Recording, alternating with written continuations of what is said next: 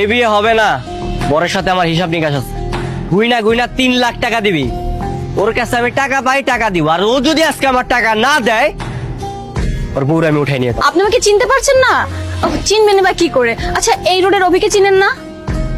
অভি, হ্যাঁ আমাকে ভাই চিনবো না কেন, অবশ্যই চিনি। আমি তো অভিরই বউ। আমাদের পরশুদিন বিয়ে হয়েছে। কোন কি কিন্তু অভি ভাই বিয়ে করলো, আমরা কিছুই জানলাম না। হ্যাঁ, আসলে হয়েছে কি, হঠাৎ করে বিয়েটা হয়ে গিয়েছে আর কি, কাউকে দাওয়াত দিতে পারিনি। তাই তো আমি এসেছি আপনাদের সবাইকে দাওয়াত দিতে। কিসের দাওয়াত? এই যে বললাম না যে হুট করে বিয়েটা হয়ে গিয়েছে আর কি, কাউকে বলতে পারিনি। আপনারা সবাই একটু দুপুরে চলে আসবেন। আর শুনুন, আরেকটা কাজ করবেন, আমি তো নতুন বউ, কাউকেই চিনি না। আপনি একটু কষ্ট করে পরিচিত সবাইকে দাওয়াত করে দেবেন। কিন্তু আজকে দুপুরেই? হ্যাঁ হ্যাঁ, আজকে দুপুরেই। আজ ঠিক আছে, সমস্যা। আরে আপা, আপনি এইখানে?